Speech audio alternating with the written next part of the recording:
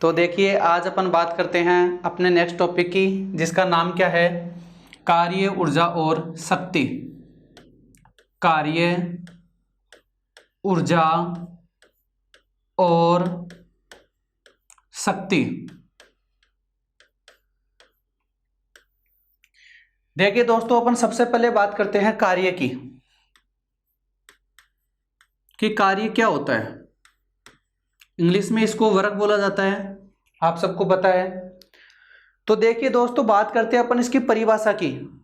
तो परिभाषा, यदि अपन कार्य की परिभाषा की बात करें तो कार्य की परिभाषा क्या होती है, कोई भी आपके पास एक वस्तु है, उस पर यदि अपन कोई भी बल लगाएंगे तथा कोई भी वस्तु है उसके ऊपर बल लगा रहे हैं तथा उसको एक स्थान से दूसरे स्थान तक विस्थापित कर रहे हैं, तो उन दोनों के गुणनफल के मान को अपन क्या बोलते हैं, कार्य बोलते हैं। जैसे परिभाषा क्या हो जाएगी, किसी वस्तु पर किया गया कार्य, W से नोट करेंगे, किसी वस्तु पर किया गया कार्य उस वस्तु पर लगाए गए बल तथा उस वस्तु के विस्थापित होने के गुणनफल के मान को अपन क्या बोलते हैं, कार्य बोलते हैं।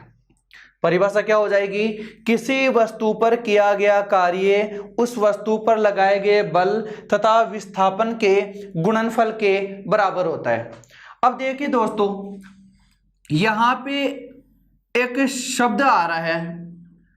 अब देखो क्या आ रहा है, अपन यदि बात करते हैं बल की, बल एक कैसी राशि थी, मैंने आपको पहले पढ़ा दिया है।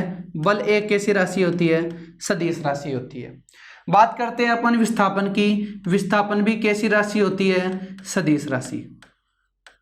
लेकिन बात आती है इस कार्य की कि कार्य कैसी राशि होती है, तो अपन क्या कहेंगे कि कार्य जो है वो एक कैसी राशि होती है, अदिश राशि होती है। क्यों होती है वो देखो, यहां पे यदि अपन बात करें कि यदि आपके पास दिया हुआ हो A डॉट B, इसका मतलब है कि यदि इन दो सदिशों का गुणनफल किया जाता है तो हमेशा एक कैसी राशि प्राप्त होती है, अदिश राशि प्राप्त होती है। अर्थात कार्य तो कैसी राशि हो गई, अदिश राशि, लेकिन बल और विस्थापन की यदि अपन बात करते हैं तो वो कैसी राशि हो जाएगी, सदिश राशि होती है। परिभाषा आपके पास हो जाएगी, किसी वस्तु पर किया गया कार्य उस वस्तु पर लगाए गए बल तथा विस्थापन के गुणनफल के मान के बराबर होता है। बात करते हैं इसकी एक कैसी राशि होती है, अपन कहेंगे कार्य एक कैसी राशि होती है, अदिश राशि होती है। आगे देखिए, बल का मात्रक मैंने आपको पहले बता दिया है, बल का मात्रक क्या होता है, न्यूटन होता है। बल का मात्रक क्या होता है, न्यूटन होता है। और विस्थापन का मात्रक मैंने आपको बता दिया क्या होता है, मीटर होता है। और इसलिए कार्य का मात्रक क्या हो जाएगा, न्यूटन इंटू मीटर, ये मात्रक हो जाएगा कार्य का, न्यूटन इंटू मीटर। ये इसका मात्रक कौन सा है, अपन कहेंगे MKS पद्धति में ये इसका मात्रक कहलाता है। लेकिन मैंने आपको एक चीज पहले बता दी है कि भौतिक विज्ञान के अंतर्गत जो वैज्ञानिक जिस चीज की खोज करता है उसका SI मात्रक उसके नाम के अकॉर्डिंग ही रख दिया जाता है। तो इस कार्य को बताने वाले अपन बात करें, कार्य की गणना करने वाले अपन कहे कि कार्य के बारे में जिसने बताया था उस वैज्ञानिक का नाम क्या था, जूल था। क्या नाम था, जूल था। अतः अपन कह सकते हैं कि कार्य का SI मात्रक क्या कहलाएगा, जूल कहलाता है। आपको दोनों मात्रक ध्यान में रखने हैं, न्यूटन इंटू मीटर MKS पद्धति में है, जूल इसका मात्रक होता है SI पद्धति में। एक अन्य मात्रक और होता है जिसकी अपन बात करें CGS पद्धति में, कि CGS पद्धति में कार्य का मात्रक क्या होता है। तो देखो दोस्तों, CGS पद्धति में इस कार्य का मात्रक होता है अर्ग।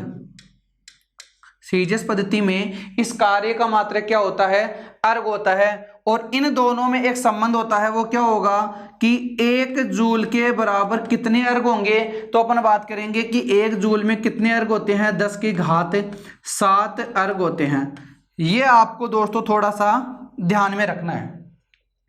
3 मात्रक मैंने आपको बता दिया, पहला मात्रक एमकेएस पद्धति में जो क्या होता है, न्यूटन इंटू मीटर होता है। दूसरा मात्रक मैंने आपको बता दिया एसआई पद्धति में जो जूल होता है, और तीसरा मात्रक मैंने आपको बता दिया सीजीएस पद्धति में जो क्या होता है, अर्ग होता है। और यहाँ पे यदि अपन बात करें जूल और अर्ग में संबंध के बारे में, तो आप देखिए दोस्तों यहाँ पे 1 जूल में कितने अर्ग होते हैं, 1 जूल में 10⁻7 अर्ग होते हैं। आपसे पूछ ले कार्य कैसी राशि होती है, तो अपन कह देंगे कि कार्य कैसी राशि है भाई, अदिश राशि होती है। आगे देखते हैं। देखो दोस्तों, जैसे मैं आपसे कोई कहूं कि कार्य के अन्य कोई मात्रक भी होते हैं क्या, तो देखिए दोस्तों यहाँ पे शक्ति के द्वारा एक परिभाषा है। शक्ति यदि अपन पढ़ेंगे आगे टॉपिक में अलग से पढ़ेंगे, लेकिन यहाँ पे कार्य के मात्रक के बारे में आपको बता रहा हूं। शक्ति की परिभाषा क्या होती है, कार्य करने की दर। कार्य करने की दर क्या कहलाती है, शक्ति कहलाती है। तो परिभाषा के अकॉर्डिंग क्या हो जाएगा, कार्य करने की दर कार्य बटे समय हो जाएगा। यदि अपन बात करें यहां से कार्य की, तो यह समय इस शक्ति से वज्र गुणन हो जाएगा और क्या बन जाएगा, शक्ति गुणा समय। और यहां से एक नया मात्रक और निकल करके आता है, वो क्या आता है कि शक्ति की जो खोज की थी वो वैज्ञानिक कौन थे, वाट थे। और समय जिसका मात्रक मैंने आपको पहले बता दिया है क्या होता है, सेकंड होता है। और इस प्रकार से कार्य का एक नया मात्रक और आ जाता है और इसे अपन क्या बोलते हैं, वाट इंटू सेकेंड। अर्थात कार्य के जितने मात्रक है वो मैंने आपको बता दिया। कार्य का एमकेएस पद्धति में मात्रक होता है न्यूटन इंटू मीटर, सीजीएस पद्धति में होता है अर्ग, एसआई पद्धति में होता है जूल, और यदि एक अन्य मात्रक की बात करें तो एक अन्य मात्रक क्या हो जाएगा इसका, वाट इंटू सेकेंड। मान लेते हैं आपके पास एक प्रश्न आ जाता है, मान लेते हैं आपके पास एक प्रश्न आ गया, आपसे कोई कह रहा है कि एक व्यक्ति है वो 10 मिनट में 100 जूल कार्य करता है। एक व्यक्ति है वो 10 मिनट में 100 जूल कार्य कर रहा है। एक दूसरा व्यक्ति है वो 20 मिनट में 100 जूल कार्य कर रहा है। आपके पास प्रश्न आ जाए, एक व्यक्ति 10 मिनट में 100 जूल कार्य करता है तथा एक अन्य व्यक्ति 20 मिनट में 100 जूल कार्य करता है, तो बताइए दोनों के द्वारा किया गया कार्य में किसका कार्य ज्यादा होगा। आपसे क्या पूछा है कि इन दोनों व्यक्तियों के द्वारा किसका कार्य ज्यादा होगा।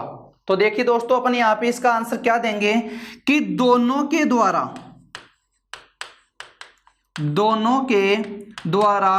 किया गया कार्य क्या हो जाएगा भाई, समान होगा।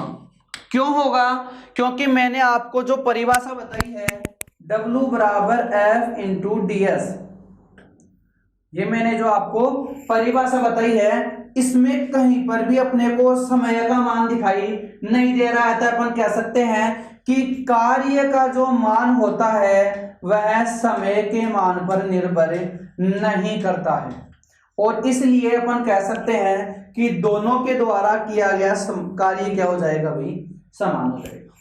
आगे यदि अपन बात करें तो देखिए दोस्तों, मैंने आपको कार्य की परिभाषा में क्या बताया है कि W का जो मान होता है वो होता है F इंटू ds।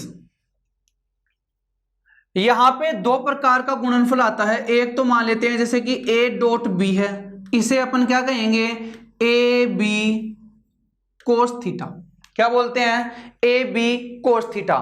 और एक आपके पास होता है A क्रॉस B, इसे अपन क्या बोलते हैं, AB साइन थीटा। अब देखो दोस्तों, यहां पे कौन सी फॉर्म है, अपन कहेंगे कि ये ऊपर वाली फॉर्म है, अर्थात अपन इसे क्या कह सकते हैं, F D S cos theta.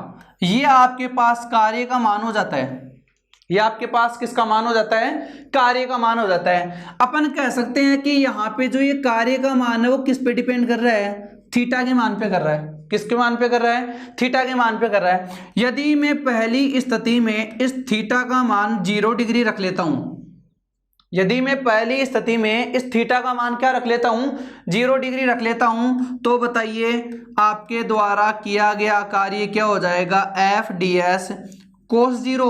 और अपन जानते हैं कि कोस 0 की वैल्यू कितनी होती है, 1 होती है, और मान आपके पास क्या आ जाएगा, एफ इंटू डी एस। अब ये स्थिति कब बनती है कि लगाए गए बल और विस्थापित होने वाली वस्तु, इन दोनों के बीच में कितने डिग्री का कोण होना चाहिए, अपन कहेंगे 0 डिग्री का कोण होना चाहिए। जैसे कोई बल अपन आगे की दिशा में लगा रहे हैं और वो जो वस्तु है वो भी आगे की दिशा में क्या हो रही है, विस्थापित हो रही है, तो इस प्रकार का जो कोण बनता है इन दोनों के बीच में कितने डिग्री का कोण बन जाएगा भाई, 0 डिग्री का कोण बन जाता है। दूसरी स्थिति की यदि अपन बात करते हैं, यदि यहां पे ये थीटा का मान 0 नहीं होकर के क्या हो जाए, थीटा का मान 90 डिग्री हो जाता है। क्या करते हैं, यदि यहां पे थीटा का मान 0 डिग्री नहीं होकर के थीटा का मान क्या कर दे, 90 डिग्री कर दिया जाता है, तो अब की बार कार्य की परिभाषा से क्या हो जाएगा, एफ डी एस कोस 90। मान क्या आ जाएगा, एफ डी एस कोस 90। और अपन जानते हैं यहां पे किया गया कार्य बराबर क्या हो जाएगा, 0 हो जाएगा। क्यों हो जाएगा, क्योंकि अपन जानते हैं कि कोस 90 का मान हमेशा कितना होगा, 0 होगा। ये स्थिति कब बनेगी, जब लगाया गया बल तो कहां पे लग रहा है, इस प्रकार से, और वस्तु विस्थापित कहां हो रही है, इस प्रकार से, और इन दोनों के बीच में जो कोण है वो कितने डिग्री का बन गया, 90 डिग्री का आ गया। इसमें मान लेते हैं आपके पास एग्जाम में कोई प्रश्न आ जाता है कि किसी कुली के द्वारा सामान को सिर पर रख करके यदि सीधा चला जाए तो उसके द्वारा किया गया कार्य कितना होगा, तो अपन क्या कहेंगे, उसके द्वारा किया गया कार्य शून्य होता है। क्यों होता है, क्योंकि उस कुली के सिर के ऊपर जो सामान होता है वो बल कहां पे लगाएगा, नीचे की ओर, और वो कुली विस्थापित अर्थात चलेगा किस दिशा में, अपन कहेंगे आगे की ओर। तो दोस्तों बताइए यहाँ पे कोण कितने डिग्री का बन रहा है, 90 डिग्री का बन रहा है। और यदि इन दोनों के बीच में 90 डिग्री का कोण बन जाता है तो अपन क्या कहेंगे कि उसके द्वारा किया गया कार्य क्या हो जाएगा, शून्य हो जाता है। आगे देखिए दोस्तों, यदि अपन बात करते हैं एक तीसरी स्थिति की, जिसमें आपके पास थीटा का मान बढ़ा करके कितना कर दिया जाता है, 180 डिग्री कर दिया जाता है। 180 डिग्री, इससे एक सरल रेखा को बोलते हैं अपन।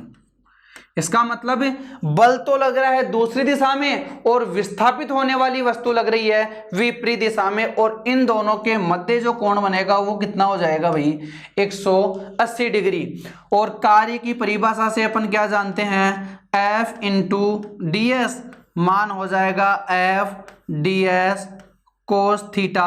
अपने पास थीटा का मान कितना आ गया भाई, 180, और मान क्या आ जाएगा, डब्लू बराबर एफ डी एस कोस 180। अब अपन जानते हैं कि कोस 180 का मान कितना होता है, -1 होता है, और इस प्रकार से डब्लू का मान कितना हो जाएगा, माइनस एफ डी एस। अर्थात यहाँ पे माइनस का जो चिन्ह है वो क्या डिनोट करता है कि लगाया गया विस्थापन है वो विपरीत दिशा में लग रहा है। और अपन कह सकते हैं कि कार्य का मान इस वाली स्थिति से धनात्मक भी हो सकता है, इस वाली स्थिति से कार्य का मान 0 भी हो सकता है, और इस वाली स्थिति से कार्य का मान ऋणात्मक भी हो सकता है। अर्थात कार्य धनात्मक भी हो सकता है, 0 भी हो सकता है, और ऋणात्मक भी हो सकता है। नेक्स्ट यदि अपन बात करें एक कार्य की परिभाषा के रूप में, तो मैंने आपको कार्य की परिभाषा क्या बताई है कि किसी वस्तु पर किया गया कार्य उस वस्तु पर लगाए गए बल तथा उस वस्तु पर विस्थापित अर्थात उस वस्तु के विस्थापन के गुणनफल के मान के बराबर होता है। तो देखिए दोस्तों, यहाँ पे यदि मैं आपसे ये कहूं कि इस विस्थापन का मान मैंने क्या कर दिया, शून्य कर दिया। इस कार्य की परिभाषा में इस विस्थापन का मैंने मान क्या कर दिया, शून्य कर दिया। और आपको पता है कि शून्य किसी भी संख्या से गुणा होती है तो मान कितना आ जाएगा भाई, शून्य ही आ जाता है, और किया गया कार्य भी क्या हो जाएगा, शून्य हो जाएगा। जैसे अपन बात करते हैं एक उदाहरण लेकर, पहला उदाहरण अपन ये लेते हैं कि एक दीवार है और कोई व्यक्ति सुबह से लेकर शाम तक उसके धक्का लगा रहा है। तो आप मुझे ये बताइए दोस्तों कि वो दीवार है वो शाम तक खिसक जाएगी क्या?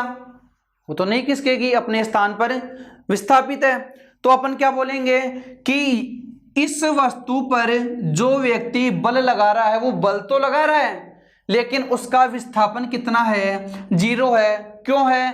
क्योंकि मैंने आपको पहले वाले वीडियो में बता रखा है कि विस्थापन किसे कहते हैं, प्रारंभिक बिंदु और अंतिम बिंदु के बीच की बिल्कुल सीधी दूरी क्या कहलाती है, विस्थापन कहलाती है। और इस दीवार की यदि अपन बात करते हैं तो इसका प्रारंभिक बिंदु भी वही था और अंतिम बिंदु भी वही रह जाता है। अतः अपन कह सकते हैं कि इसके द्वारा विस्थापन का मान शून्य होने के कारण इसका कार्य का मान भी क्या हो जाएगा, शून्य हो जाएगा। दूसरी मैंने आपको यदि बताऊं, दूसरा उदाहरण की यदि अपन बात करें कि एक व्यक्ति है और वो अपने सिर के ऊपर कोई भी सामान रख करके 2 घंटे से खड़ा है। इसका मतलब है कि उसके ऊपर बल तो लग रहा है। कोई भी व्यक्ति है वो यदि अपने सिर के ऊपर कोई सामान रखेगा तो अपन क्या कहेंगे कि हाँ उसके ऊपर जो रखा सामान है वो बल तो लग रहा है उससे, लेकिन वो व्यक्ति पिछले 2 घंटे से एक ही स्थान पर खड़ा हुआ है। अतः अपन क्या कहेंगे कि विस्थापन शून्य होने के कारण उसके द्वारा किया गया कार्य कितना हो जाएगा, शून्य हो जाएगा। नेक्स्ट यदि उदाहरण की एक बात करें तो दोस्तों आप देखो यहाँ पे कि एक आपके पास प्रश्न इस प्रकार से आ जाए कि एक बहुमंजिले इमारत में कोई व्यक्ति सीढ़ियां चढ़ करके वापस आ जाता है, तो बताइए उसके द्वारा किया गया कार्य कितना होगा। तो देखो इसके द्वारा किया गया कार्य भी कितना होगा दोस्तों, शून्य होगा। क्यों होगा? क्योंकि जिस बहुमंजिल इमारत में वह व्यक्ति सीढ़ी चढ़ करके जाता है उसी सीढ़ियों से वह वापस उतर के नीचे आ जाता है और नीचे आने के साथ ही वापस अपने प्रारंभिक वाले स्थान पर आ जाता है। अतः अपन क्या कहेंगे कि इसका विस्थापन का मान शून्य होने के कारण इसका कार्य का मान भी क्या हो जाएगा, शून्य हो जाएगा। और इस प्रकार से अपन कह सकते हैं कि कार्य की परिभाषा में यदि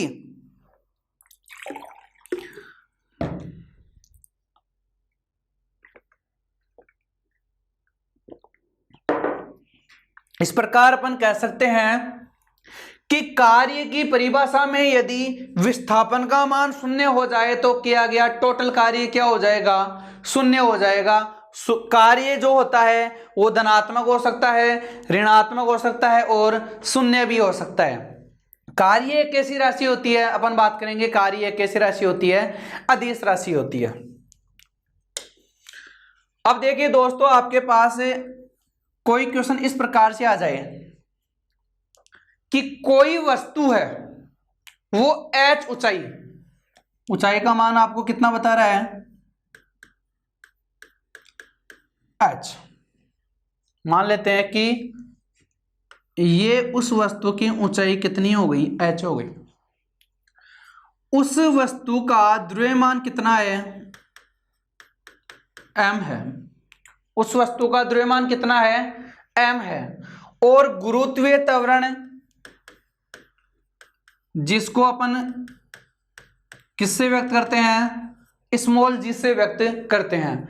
यदि आपके पास प्रश्न यह आ जाए कि कोई m द्रव्यमान की वस्तु गुरुत्वीय त्वरण के साथ h ऊंचाई से नीचे आती है तो बताइए इसके द्वारा किया गया कुल कार्य कितना होगा। तो देखिए दोस्तों यहां पे भी अपन कार्य की वही परिभाषा काम में लेंगे जो अभी ले रहे थे। कार्य की परिभाषा अपन जानते हैं क्या होती है भाई, F × ds होती है। और पिछले वीडियो में मैंने आपको बता रखा है कि F अर्थात लगाया गया जो बल है वो किसी वस्तु पे अर्थात गुरुत्वीय त्वरण पर लगने वाले वस्तु के कारण इसके भार के बराबर होता है। अर्थात अपन क्या कहेंगे, F बराबर mg, जिसमें वस्तु का द्रव्यमान तो क्या हो गया m और गुरुत्वीय त्वरण का मान क्या हो गया g। F का मान अपन कह सकते हैं mg हो गया। और आप मुझे ये बताओ कि ये जो वस्तु थी ये कहां से फेंकी जा रही है, अपन क्या कहेंगे इस स्थान से फेंकी जा रही है। अर्थात इसका प्रारंभिक बिंदु ये हो गया और यहां से छोड़ने के बाद में वो वस्तु कहां पे आ जाती है, यहां पे आ जाती है। ये इसका क्या हो गया, अंतिम बिंदु हो गया। और इन दोनों के बीच की सीधी दूरी क्या बताती है, इसकी ऊंचाई के मान को बताती है। अर्थात अपन क्या कहेंगे कि इसकी ऊंचाई है वो ही इसका क्या कहलाएगा, विस्थापन कहलाएगा। और इस प्रकार से किया गया कार्य का मान कितना हो जाता है, mgh। अर्थात यदि किसी वायुमंडल में कोई m द्रव्यमान की वस्तु गुरुत्वीय त्वरण के साथ h ऊंचाई से छोड़ी जाती है तो उसके द्वारा किया गया कार्य क्या कहलाएगा, mgh कहलाता है। इस प्रकार से अपन कार्य के बारे में यदि आपके पास कोई एग्जाम्पल पूछ ले, आपके पास इसके मात्रक पूछ ले, कैसी राशि होती है पूछ ले, तो अपन आराम से कर सकते हैं। अब देखिए दोस्तों, सबसे पहले बात करें कार्य की परिभाषा। कार्य की परिभाषा क्या होगी, किसी वस्तु पर किया गया कार्य उस वस्तु पर लगाए गए बल तथा उस वस्तु के विस्थापन के गुणनफल के मान के बराबर होता है। कार्य एक कैसी राशि होती है, अपन बोलेंगे कार्य एक अदिश राशि होती है। बात करते हैं इसके मात्रकों की, तो इसके मात्रक न्यूटन मीटर होता है, इसका मात्रक जूल होता है, इसका मात्रक वाट इंटू सेकेंड होता है, इसका मात्रक अर्ग होता है। और एक इनमें जो संबंध मैंने आपको बता दिया वो क्या होता है कि 1 जूल में 10 की घात 7 अर्ग इसका मान होता है। जो इसका मान होता है वो थीटा के मान पे निर्भर करता है, जो मैंने आपको बता दिया। पॉजिटिव हो सकता है, शून्य हो सकता है और नेगेटिव हो सकता है। इस प्रकार से कार्य धनात्मक भी हो सकता है, ऋणात्मक भी हो सकता है और शून्य भी हो सकता है। उदाहरण की यदि मैं बात करूं कि यदि किसी कुली के द्वारा सिर पर सामान रखकर सीधा चला जाए तो उसके द्वारा किया गया कार्य शून्य होगा। क्यों, क्योंकि इसमें जो थीटा का मान है वो कितना है भाई, 90 डिग्री है।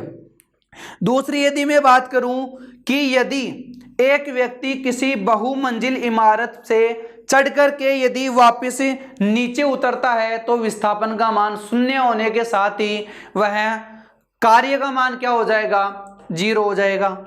नेक्स्ट यदि मैं बात करूं कि अपने सिर के ऊपर कोई व्यक्ति सामान रखे हुए है तो विस्थापन शून्य होने की वजह से अपन क्या बोलेंगे कि इसके द्वारा किया गया कार्य क्या हो जाएगा, शून्य हो जाएगा। एक नेक्स्ट और इंपॉर्टेंट बात जो मैंने आपको बता दी कि कार्य का जो मान होता है वो समय के मान पे निर्भर नहीं करता है। अर्थात चाहे कितने भी समय में कितना भी कार्य किया जाए वो दोनों क्या होंगे, समान होंगे। अर्थात कार्य का मान क्या हो जाएगा, समान हो जाएगा। क्यों, क्योंकि कार्य का मान समय के मान पे निर्भर नहीं करता है। नेक्स्ट यदि अपन बात करें ऊर्जा,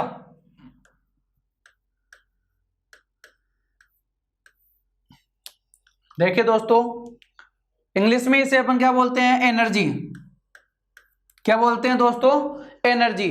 सबसे पहले अपन बात करते हैं इसकी परिभाषा की कि ऊर्जा होती क्या है, ऊर्जा कहते किसे हैं। तो देखो इसकी परिभाषा क्या हो जाएगी, कार्य करने की क्षमता, किसी वस्तु पर कार्य करने की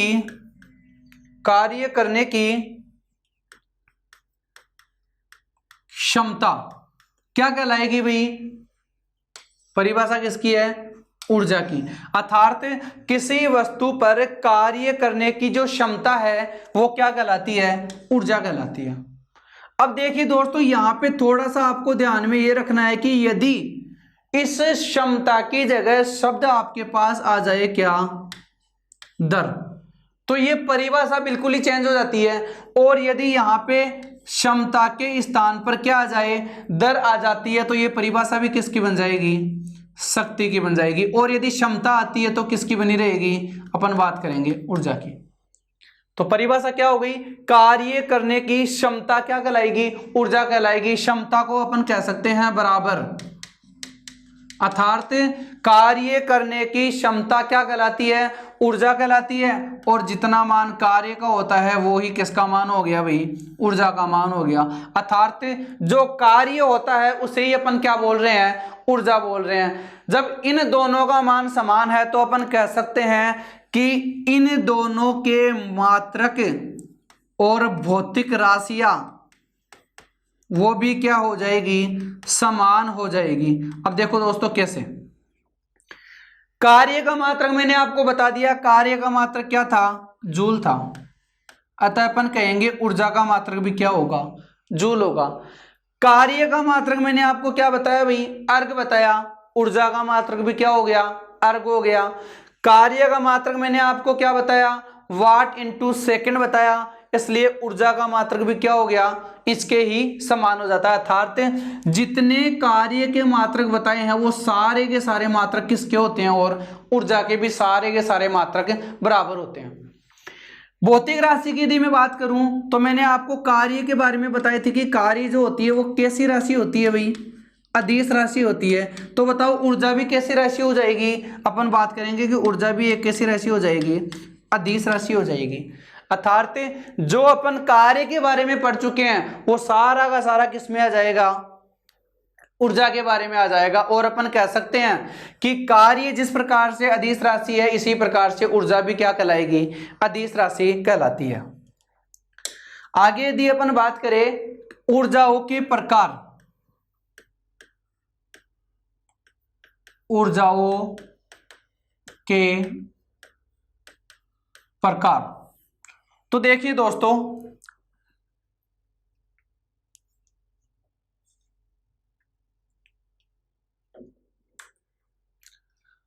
ऊर्जाओं के प्रकार से मतलब है कि ऊर्जा का जिस रूप में उत्पादन होता है वो ही उसका क्या हो जाता है, एक प्रकार हो जाता है। जैसे अपन यदि बात करें यांत्रिक ऊर्जा की, जैसे यदि अपन बात करें यांत्रिक ऊर्जा की, तो आप देखिए यहाँ पे ये जो यांत्रिक ऊर्जा है इसमें एक शब्द आ रहा है यहाँ पे यंत्र। क्या शब्द आ रहा है, यंत्र। अर्थात यंत्र के द्वारा उत्पन्न होने वाली ऊर्जा क्या कहलाती है, यांत्रिक ऊर्जा कहलाती है। यंत्रों के द्वारा उत्पन्न होने वाली ऊर्जा क्या कहलाएगी, यांत्रिक ऊर्जा कहलाएगी। अब ये जो यंत्र है वो स्थिर भी हो सकता है और गतिशील भी हो सकता है। और इस प्रकार से यांत्रिक ऊर्जा के कितने भाग होते हैं, दो भाग होते हैं। पहला होता है वो तो कौन सा, गतिज ऊर्जा। पहला तो क्या हो जाएगा, गतिज ऊर्जा। और दूसरी की यदि अपन बात करें दूसरा कौन सा हो जाएगा, स्थितिज ऊर्जा, स्थितिज ऊर्जा। इन दोनों को एक बार अपन बाद में पढ़ते हैं, पहले अपन बात कर रहे हैं ऊर्जाओं के प्रकार की। तो पहला कौन सी हो गई, यांत्रिक ऊर्जा। अर्थात किसी यंत्रों के द्वारा उत्पन्न होने वाली ऊर्जा ही क्या कहलाती है, यांत्रिक ऊर्जा कहलाती है। नेक्स्ट विद्युत ऊर्जा।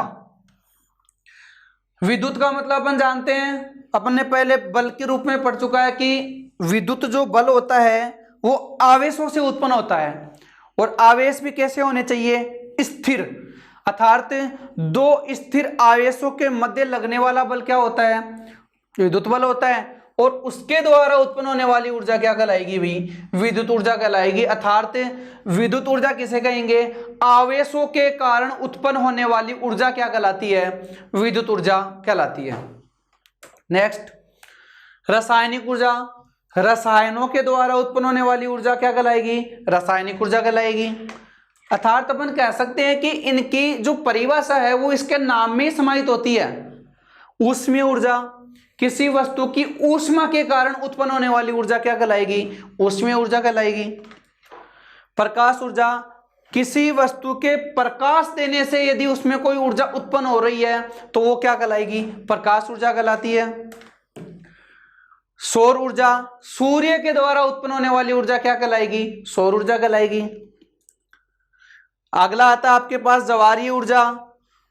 समुद्र में ज्वार भाटा जो उठता है उससे भी एक प्रकार की ऊर्जा बनती है, उसको उस ऊर्जा को अपन क्या बोलेंगे भाई? ज्वारीय ऊर्जा बोलते हैं। और एक है भूतापीय ऊर्जा।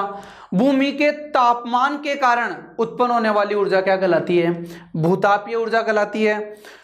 नाभिकीय ऊर्जा, नाभिकीय ऊर्जा का मतलब है कि परमाणुओं के नाभिक में दो प्रकार की विक्रियाएं होती है। एक तो होती है नाभिकीय विखंडन और एक होती है नाभिकीय संलयन। अर्थात परमाणुओं के नाभिक में नाभिकीय विखंडन और नाभिकीय संलयन के कारण उत्पन्न होने वाली ऊर्जा क्या कहलाएगी? नाभिकीय ऊर्जा कहलाएगी। द्रव्यमान ऊर्जा, किसी वस्तु के द्रव्यमान के कारण उत्पन्न होने वाली ऊर्जा क्या कहलाती है? द्रव्यमान ऊर्जा कहलाती है। अब देखिए दोस्तों, यहां पे द्रव्यमान ऊर्जा के बारे में थोड़ा सा,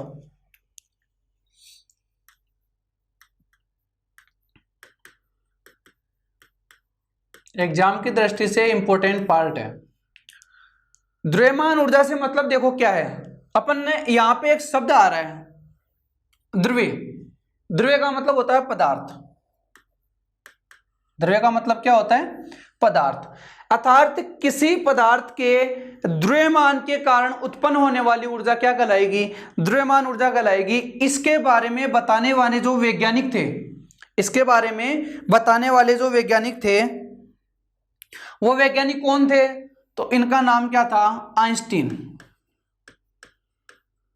क्या नाम था? आइंस्टीन। और इस द्रव्यमान ऊर्जा को नाम क्या दिया जाता है? आपेक्षिकता का सिद्धांत। आपेक्षिकता का सिद्धांत, या इसे ही क्या कहा जाता है? सापेक्षिकता का सिद्धांत। सापेक्षिकता का सिद्धांत ये किसने बताया? आइंस्टीन ने बताया। और इसकी एक गणितीय मैथमेटिकल एक परिभाषा दी, और वो क्या होती है? E बराबर mc²। और इसे ही अपन क्या बोलते हैं? द्रव्यमान ऊर्जा बोलते हैं, जहां पर c क्या है? प्रकाश का वेग। c क्या है? प्रकाश का वेग कहलाता है। और ये जो वेग है वो कितना होता है? 3 × 10⁸।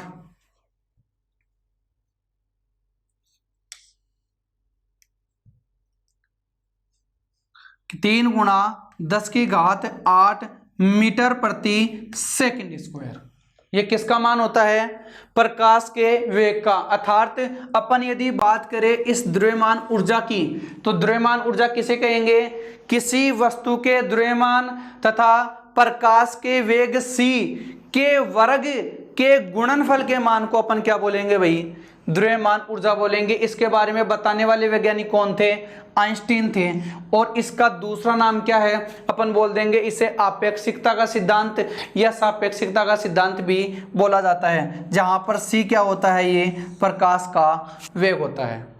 बाकी यदि अपन बात करें ऊर्जाओं के विभिन्न रूपांतरणों की और ऊर्जा के परस्पर संबंधों की, तो ये अपन बात करते हैं आगे नेक्स्ट वीडियो में।